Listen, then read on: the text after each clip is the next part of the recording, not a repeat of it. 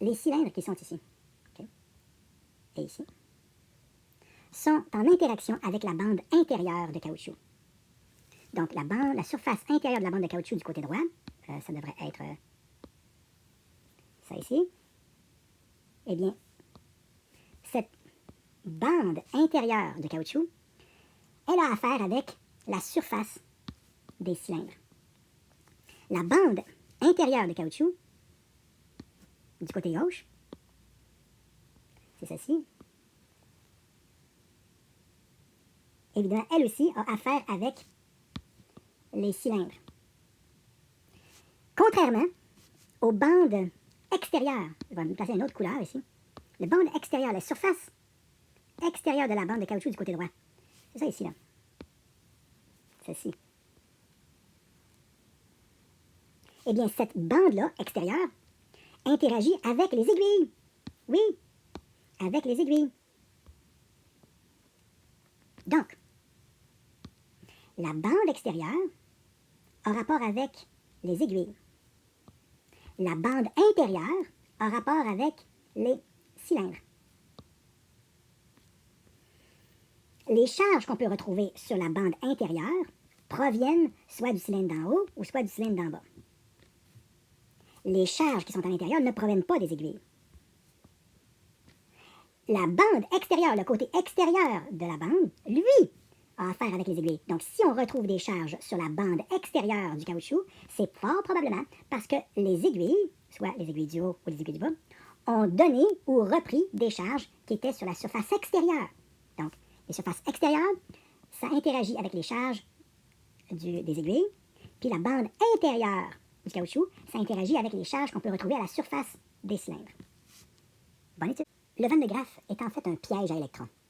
Et pour qu'un piège fonctionne bien, il faut avoir des bons appâts. Autrement dit, il faut attirer les électrons pour que les électrons puissent être pris au piège. Donc, on attire les électrons avec quoi? On attire les électrons avec des charges positives. C'est ça qui attire les électrons. Donc, quelle sera notre source de charge positive? Eh bien, c'est notre verre. Le verre est un objet, lorsqu'on le frotte à du caoutchouc, eh bien, ce verre-là va perdre des électrons au profit du caoutchouc. Donc, si le cylindre du bas est en téflon, autrement dit, si on dit que le cylindre du bas est en téflon et celui du haut est en verre, eh bien, nous avons ici un cylindre de verre. Ce cylindre de verre-là, il va devenir positif. Oui, il va devenir positif parce qu'en frottant, la bande de caoutchouc va frotter. Supposons qu'on décide de mettre le sens du ruban comme celui-ci. Eh bien, le ruban va frotter le verre qui est ici, et ce ruban de caoutchouc, par frottement, va lui arracher littéralement quelques électrons. Puis là, je vais marquer des charges négatives ici. 1, 2, 3, 4, 5, 6. Là, j'ai mis 6, là. Mais ça, cela veut dire que s'il y a 6 électrons qui ont embarqué sur la bande intérieure, c'est parce qu'il y a 6 électrons qui sont partis. 1, 2, 3, 4, 5, 6. Okay? Il y a 6 électrons qui ont été perdus par le verre. Et les 6 électrons se retrouvent sur la bande. Jusqu'à présent, il n'y a rien là.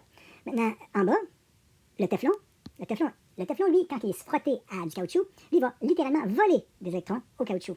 Le frottement du caoutchouc avec le téflon va produire l'effet contraire, c'est-à-dire qu'il va arracher littéralement des électrons. Il va gagner un électron, un autre, 2, 3, 4, 5, 6. Arracher 6. Sauf que la bande qui s'est faite voler les électrons, elle va avoir des manques d'électrons.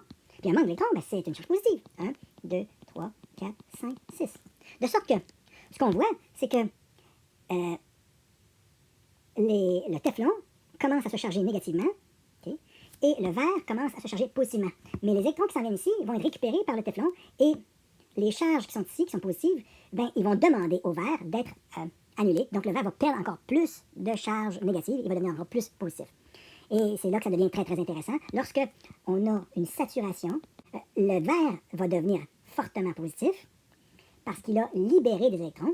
Ces électrons-là ont été transportés par la bande intérieure du caoutchouc et ça nourrit le téflon qui, lui, va devenir, évidemment, fortement chargé négativement.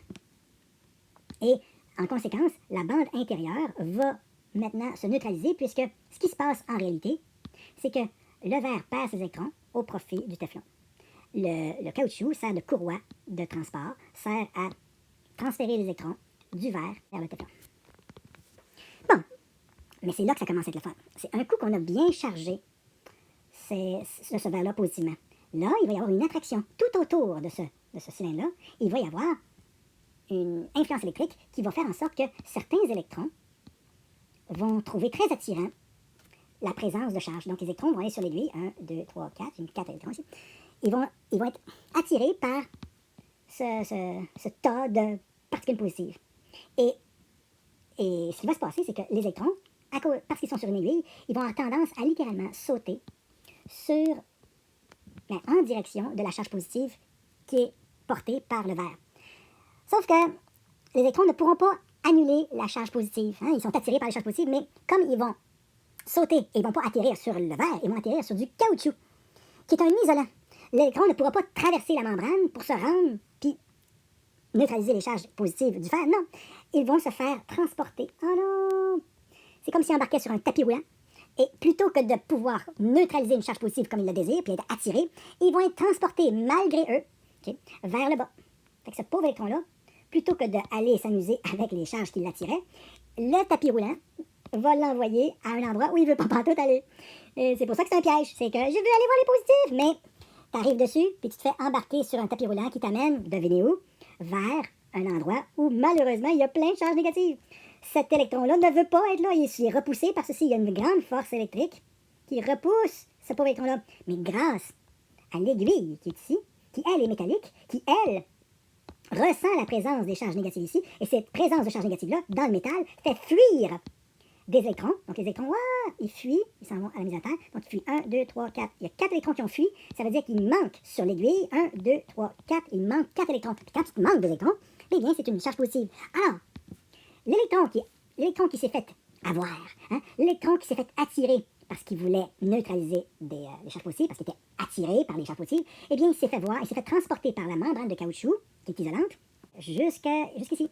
Et rendu ici, les électrons, qui sont fortement repoussés par les électrons du téflon, donc les électrons qui sont ici, qui sont repoussés par les électrons, vont voir ici une pointe de métal, chargée positivement, et ils vont irrémédiablement être attirés, et vont migrer, vont sauter, vont jumper jusque dans la pointe de l'aiguille.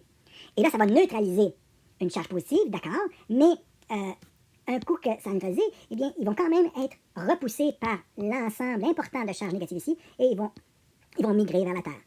De sorte que les électrons qui apparaissent ici proviennent de cette coupole-là. Donc, il manque des électrons sur la sphère métallique. Et ces électrons-là, dès qu'ils sont éjectés de l'aiguille pour aller sur le tapis roulant, ils se font entraîner malgré eux à l'extérieur du Van de Graaff. Donc, on est en train de vider, pas de vider, on ne peut pas vider, c'est comme un électron sur 1 milliard qui va s'en aller là. Donc, on va simplement déplacer des électrons qui étaient situés sur la sphère métallique du Van de Graaff, puis on va les déplacer vers une mise à terre, vers la Terre. C'est tout, c'est une pompe à électrons.